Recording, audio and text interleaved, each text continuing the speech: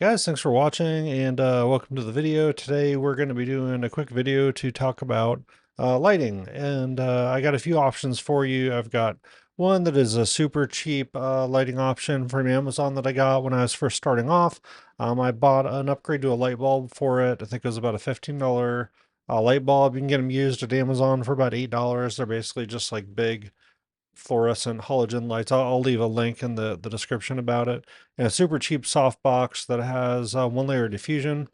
Then I took a Godox softbox that I have, took out the inner layer diffusion for it, and we're just going to do a single layer diffusion on that, the exact same spot, the exact same size of a softbox, and see if the quality of light is any different using a cob light on that softbox or just using a light bulb in the super cheap setup. I have white balanced everything to match and match the exposures. The lighting is slightly different just because the first softbox that we're talking about actually has like the edges come out a little bit, so it gives a little bit more of a contrasty look, I think, is the only difference. But in terms of where everything is, they're in exactly the same place. I use the same light stand, just move those over. And then I also, just for kicks at the end of it, also compared, again, keeping the light stand in the same place, the same size of softbox, but using like $150 softbox. It's the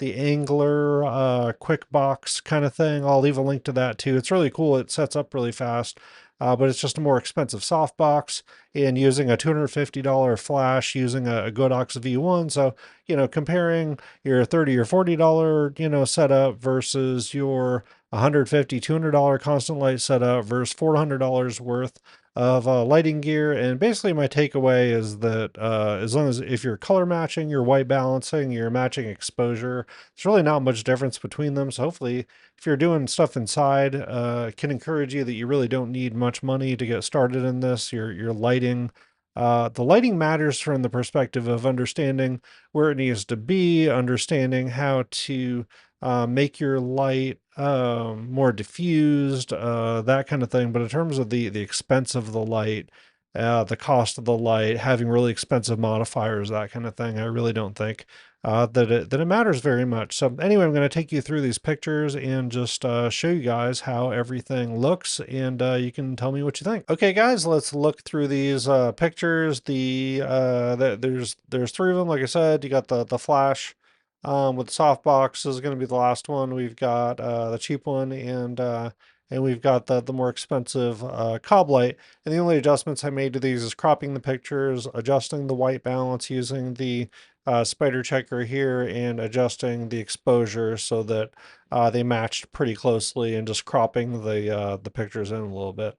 Hopefully this won't take too long. Let's see. I'm just going to start with the first one here. So this is your cob light. So that, again, this is using like a cheap Godox uh, softbox with a single layer of diffusion, using a Colbor CL60 cob light. So it's a constant light that gets fairly bright, pretty similar to the light bulb, honestly. And this is being used in a Godox softbox. I'll put some B-roll here, but basically the edges extend out a little bit. So it shapes the light a little bit more, and I think that's why you get a little bit more of a contrasty look to it. So this is the cob light.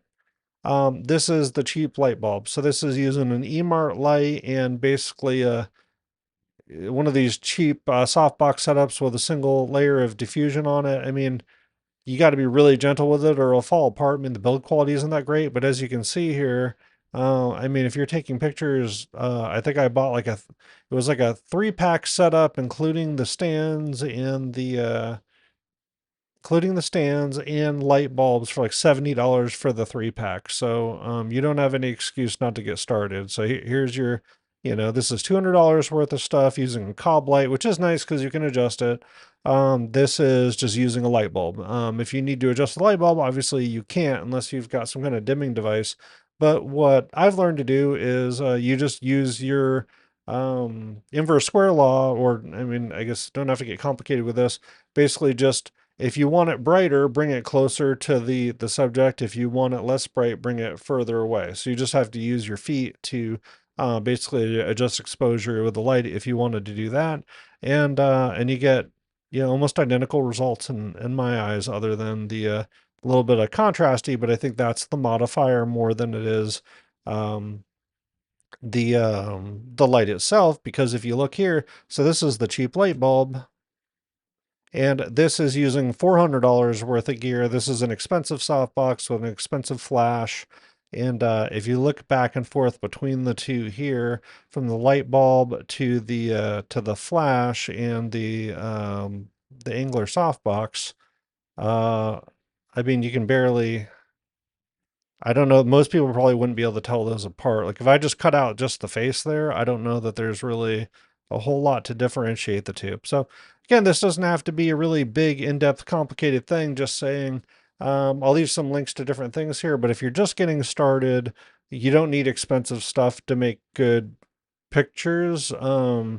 Now, if we're outside, it's going to be a completely different thing, because constant light isn't going to do well outside, because you have to basically overpower the sun, which you can do with flash pretty easily because it's brighter, but constant light isn't as bright. So indoors, where you can control the light, it'll do a really good job. So if you want to practice in a studio setting, you could get a light bulb, put a blanket in front of, or not a blanket, but some kind of sheet in front of it, probably get really good results. This is a very cheap softbox. Once you start going outside and moving around and stuff, that's what it makes more sense to use the flash. Your constant light, you got to plug it into the wall. You're not going to carry that around with you. The cheap setup is very flimsy.